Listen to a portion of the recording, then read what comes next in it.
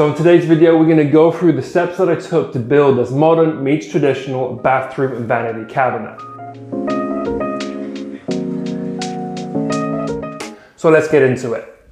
Now to kick things off with this bathroom vanity build, I'm going to make a start on the actual cabinet or the carcass itself. Now, because it's a bathroom cabinet, I'm going to be using a ply core melamine instead of your traditional particle board. Now the reason why I'm using ply core melamine instead of regular particle board melamine is because this stuff will be less prone to swell up and get damaged if there's moisture in the air. And being a bathroom, there is going to be moisture in the air. And for those of you who worked with melamine in the past know that this stuff can be razor sharp. So when handling and moving the stuff around, gloves are a must. Now you can see here that I'm following a set of plans. Well, those plans are available to download if you wanted to build something similar for yourself. But anytime I'm working with cabinetry, I like to break down my full sheets roughly to size using my track saw. It just makes it a little easier to handle and move around.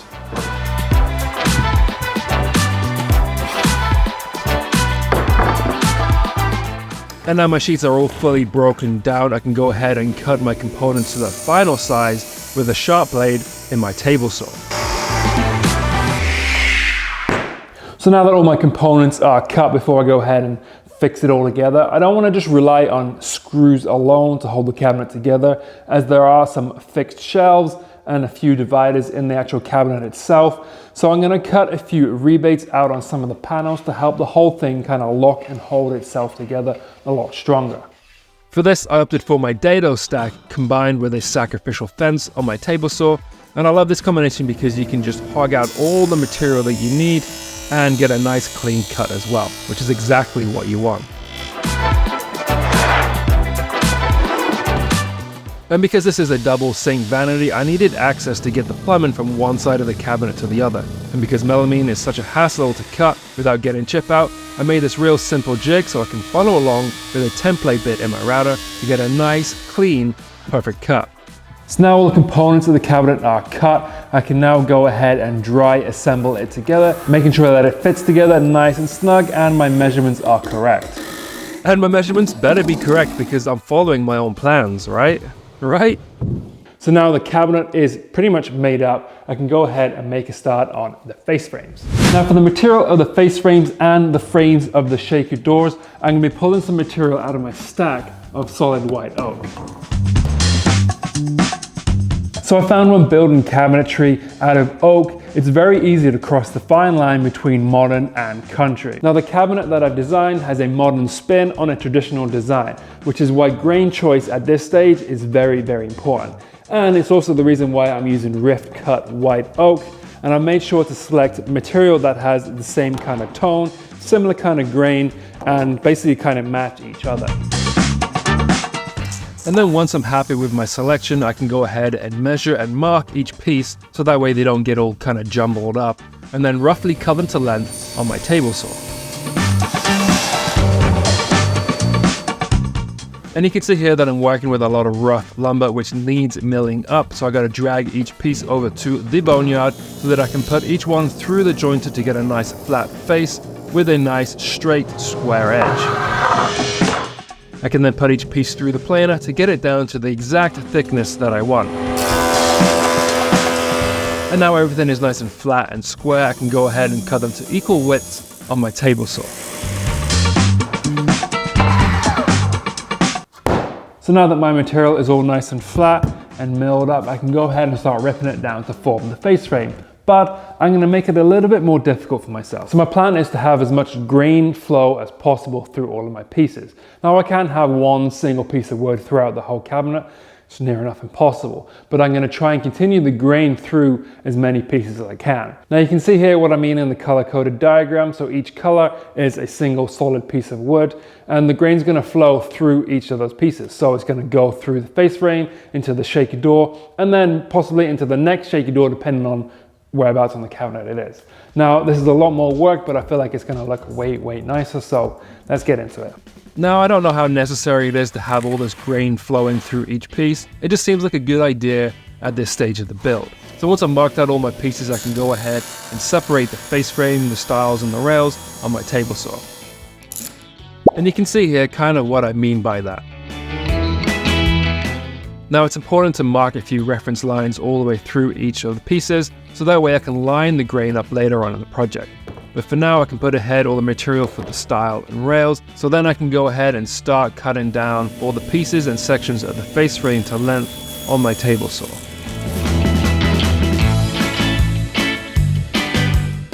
And at this point I'm happy and actually kind of surprised that I didn't screw it up. I can go ahead on the joinery of the face frame, to which I'm going to be using my domino cutter. I just love this thing, but I know not everyone has a domino cutter. So whether it be a domino, a dowel, or even pocket hole joinery, which is a pretty common technique for this kind of application, will work just as good. Now there's one exposed corner on this cabinet, and I kind of want the face frame to kind of wrap around seamlessly to the actual gable on the side. So I've opted for a miter kind of joint on the corner there, to which I cut one miter on the table saw, and then the offcut I flipped it around and cut the opposite miter, and that's going to be the piece for the side gable. And you can kind of see here how the grain kind of wraps around there. It just looks really Gucci. It looks real Gucci. So moving on, I can go ahead and put that section aside for now and glue together this delicate beast of a face frame.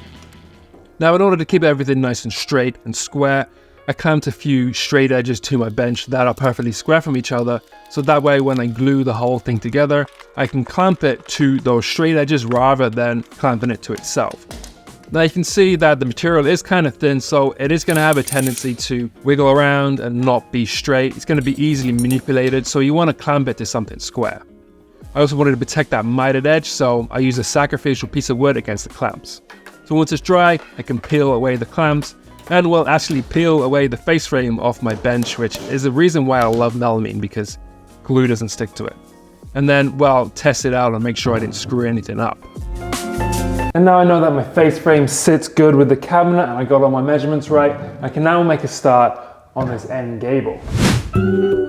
So once I found a piece of lumber that matches the already existing style for the gable, I can go ahead and rip and cut all the other remaining sections to form the frame.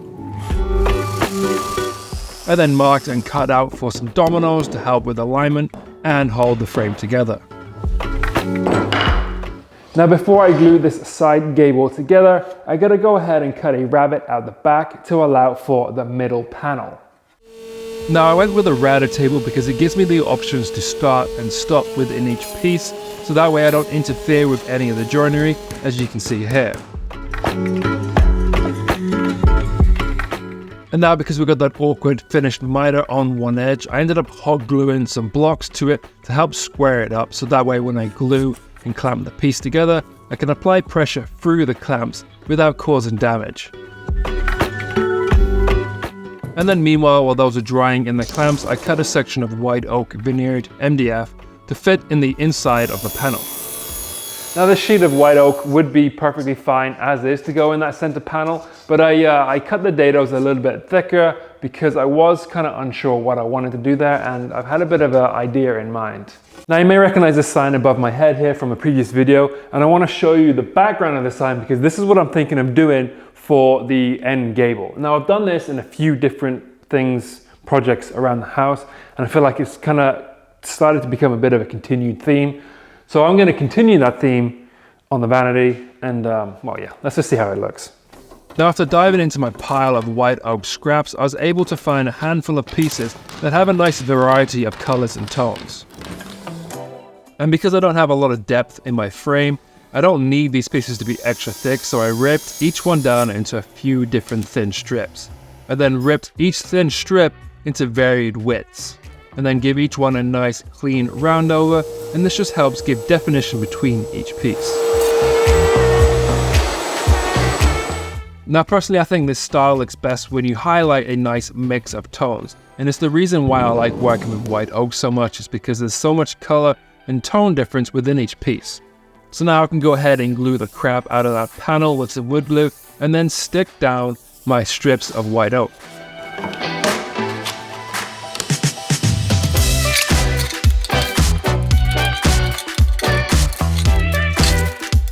Now it's a tricky task to glue down wide flat surfaces, which is why I like to use these clamping culls. And you notice these pieces of wood have a bow towards the middle, and that's why they work so well, because you can clamp either side and it applies pressure throughout the whole piece, rather than just where you apply the clamps.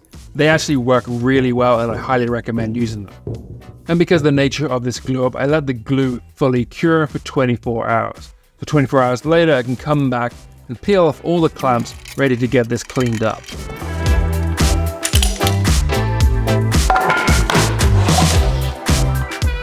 Now, one of the reasons I love this design is because I get to cut the ends with the track saw like this, and it's so satisfying watching those little pieces just drop.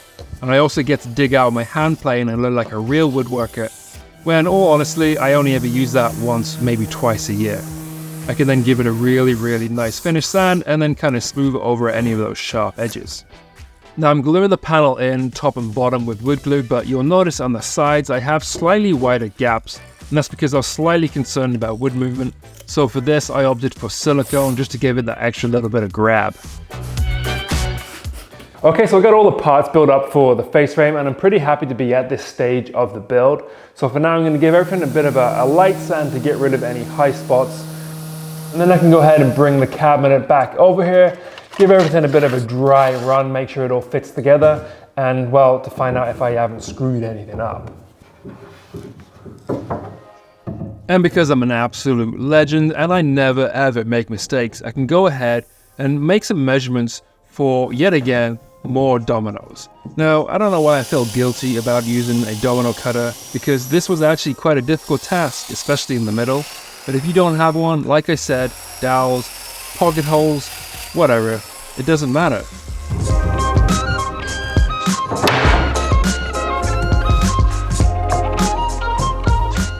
Alright, so with the face frame and the gable pretty much done, I can probably put all of this aside for now and make a start on the doors and the drawer fronts.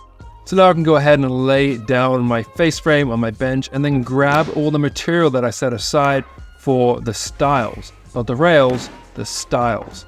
And then I can go ahead and line up my stiles with the face frame using those reference marks. And if you're like me, you sanded out those reference marks and you gotta try and eyeball it until the grain flows through each piece. Then using my frame as somewhat of a reference, I can go ahead and mark and cut my stiles for my doors and drawers to length on my table saw so that they perfectly fit inside my face frame. Now you notice that the stiles are tight in the length. Now I did that on purpose for the time being because I have a tendency to cut the wrong side of the line sometimes, and it's easier to take material off than it is to add it. So I'm going to make the door fronts and the drawer fronts kind of snug for now. That way once they're all built up, I can kind of sand them or plane them in so we get perfect gaps all the way around. So with that all covered, I can go ahead and cut my stiles to width on my table saw, making sure they still line up, and then I can put all those pieces to one side.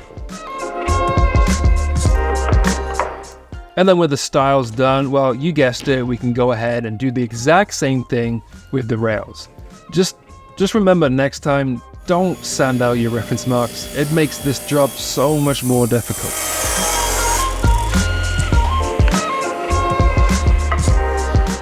And then with my rails all cut, I can go ahead and make sure everything fits nice and snug, and then write down some more reference marks, only for me to sand out later on in the video. Now on most shaker style doors, you'll find what most call a tongue and groove joint.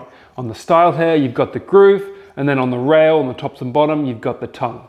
Pretty basic stuff. And usually when you make shaker doors, you'll have a bunch of material milled up where you just cut it to size and have at it. But for whatever reason, I've gone with trying to keep the grain flow through each piece. It makes it a little bit more difficult to make those measurements or mark those measurements. So I've kind of come up with a bit of a simpler solution on how to do so.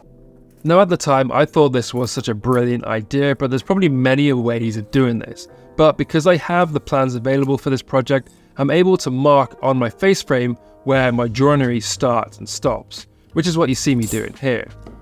I can then go ahead and put my rails back in place and then transfer those marks from my face frame to my rails. And because I have zero confidence in myself, it's a good idea for me to cross-reference my plans. And as you can see that I'm absolutely ecstatic, I can go ahead and cut my rails to length on my table saw. Okay, so now that I got all my rails and my stiles all cut to length and they line up pretty damn good, I can go ahead and start to cut in the joinery. Now there's two options for this. One, I can use my router table with a shaker door bit. Now this makes sense if I was gonna do a ton of doors and multiple cabinets, but quite frankly, it scares the life out of me. Option two is my dado stack in a table saw. Now there's a few more steps involved in this, but because we're cutting these small little pieces, I feel like my fingers are gonna thank me a lot, so we're gonna go with option two and use the table saw. So once again, I can go ahead and set up the dado stack in my table saw at the correct width, height, and distance away from my fence. So that way I can cut the groove in all the stiles and rails to house the center panel.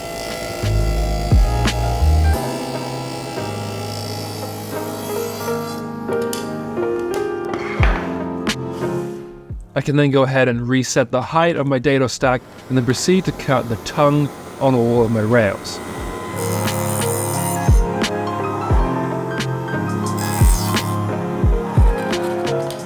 You'll notice that I have this little block set up on my fence so that I can get the exact distance each time I take a new pass.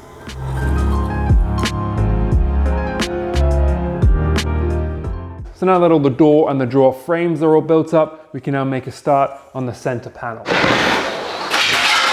Now for the panels on the doors and drawers, I'm going to be using this MDF veneered white oak. Now the veneer is the perfect match to the rest of the material that I've picked out for the front of the cabinet, and it's a 1/4 inch thick, so it's the perfect size to fit inside stile and rails. And because I have a fairly large sheet to play with, I can pick out what sections look best with the grain of the doors and drawers. And then once I'm happy with my selection, I can break them down to size on my track saw and then cut them to perfect size on my table saw.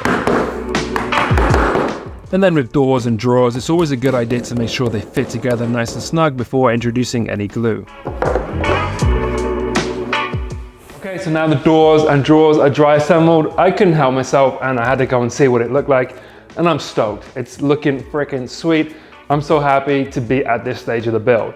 So naturally I can go ahead and smash the doors and drawers apart and then give the inside of the stile and rails a really good sand. And every time I work with anything that has a veneer in it, I'm always super cautious on the amount of glue that I use. I don't want to use too much and then it's going to be oozing out of all my joints and then running down the veneer, because sometimes it's really difficult to clean it up, especially in the tight corners, and often you end up damaging it. So with that said, I can go ahead and glue all of the tongue and groove joints in my rails and stiles.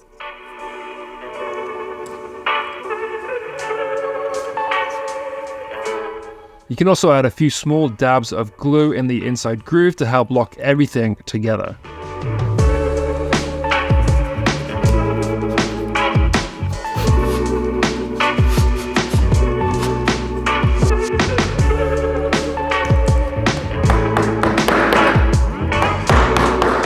I can then clamp them all together nice and tight and nice and square. Okay, so while those doors and drawers are out drying in the clamps, you'll notice that I haven't made anything for this middle section just yet. Now when I designed the cabinet, I wanted to break away from the shaker style doors a little bit, so in the middle here on these banquet drawers, I'm going to do solid faced fronts. Now it's just going to make it a little bit cleaner looking, I guess, and kind of help keep it more modern. So that's what we're going to do right now. So once again, I spent hours rummaging through a pile of lumber to try and find a single piece of wood that's going to match the rest of the cabinet and is wide enough to do each of the drawer fronts. I can then roughly cut it down to size, mill them up so they're nice and flat, and then cut them to the final width on my table saw. Beautiful. Now with all the doors and drawers cut, I can go ahead and grab the face frame and make sure everything still fits together nice and snug. I can then go ahead and pretend I know how to use a plane and then clean all the gaps accordingly. Okay, so now this is looking pretty damn sweet. I'm very happy. So now the drawer fronts, the doors, the face frame is all made up, looking great. Gaps are sweet.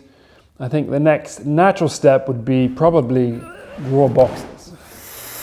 Now, in my opinion, making drawer boxes are the most boring task you can do as a woodworker. But funnily enough, they're probably the most important job on a cabinet build. So once I've cut all my pieces to length, I can go ahead and glue them together and pin them together nice and square.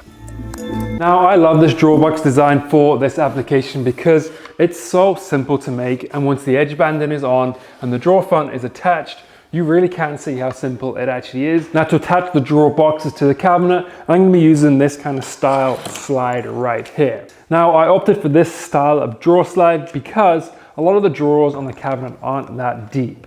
And I want to maximize the depth of each drawer. So rather than having slides that attach to the bottom, I'm going to have slides that attach to the side so I can use the most of each drawer. Now to attach these, they're pretty simple.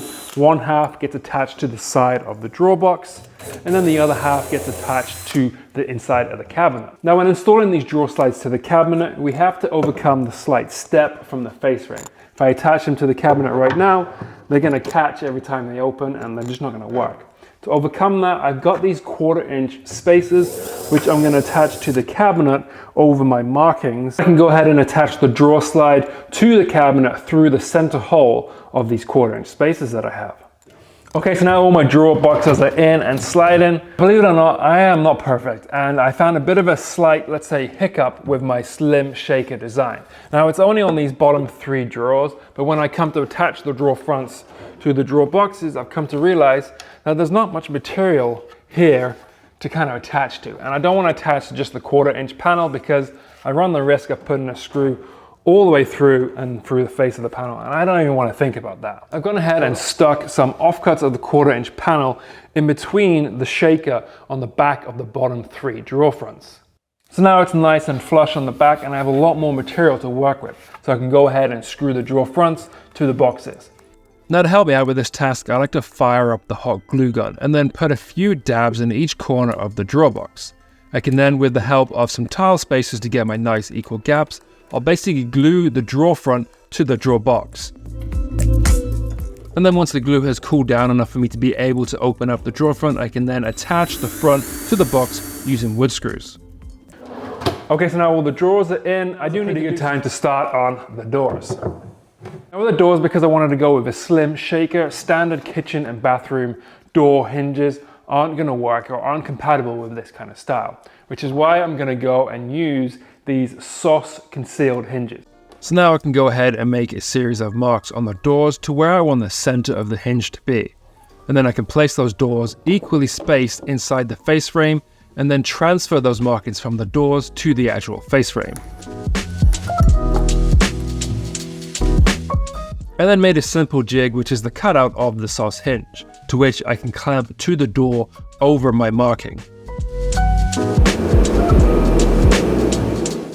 And then paired with a template bit inside my palm router set at the appropriate height, I can go ahead and remove the first flange of where the hinge sits into the door. And then once that's done, I can then mark out the deep mechanical section of the hinge, and using a Forstner bit the same width as the sauce hinge, I can then bore out the rest of the material needed, cleaning up with a nice sharp chisel.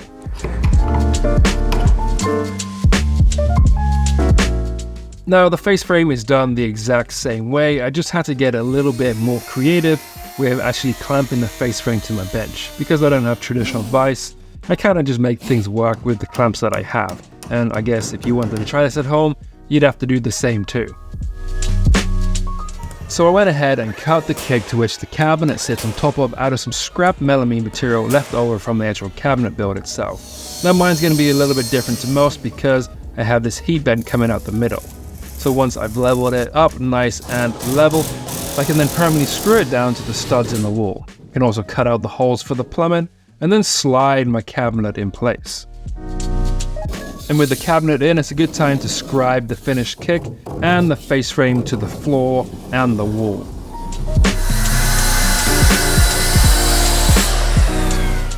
And then finally glue the gable to the actual face frame. And I wanted to wait to the very last second for this because I know that that joint is going to take a lot of stress when I'm moving the face frame up and down the stairs while during this stage. So now that I know it all fits together and it's all scribed to the floor and the walls, I can go ahead and remove all of the white oak parts, take them back down to the shop to get a nice finished sand. Now, me being me, I made the impulse choice of actually trying to learn to spray on this cabinet itself. And well, luckily the whole thing turned out fantastic. Beyond stoked on the actual durability and tone of this lacquered spray finish. Obviously, not everyone's set up and has their own spray booth to be able to do this kind of finish. And you all know I'm a huge Osmo oil fan, so this or any other kind of hard wax oil will suffice. But moving on. Now with all the white oak parts having finish on them, I can, oh my god, just look at that. Beautiful. I can go ahead and attach the finish kick to the ladder kick by screwing it through the back of the ladder kick, attach the cabinet back to the wall, and then proceed to attach the face frame to the cabinet with a mixture of silicone and wood glue wherever possible.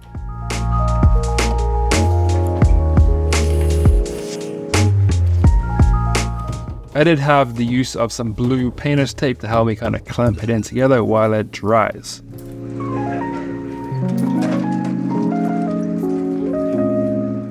And then go ahead and install the drawer boxes, the drawer fronts, and the doors to the actual cabinet, and then all the necessary hardware that goes alongside the cabinet as well.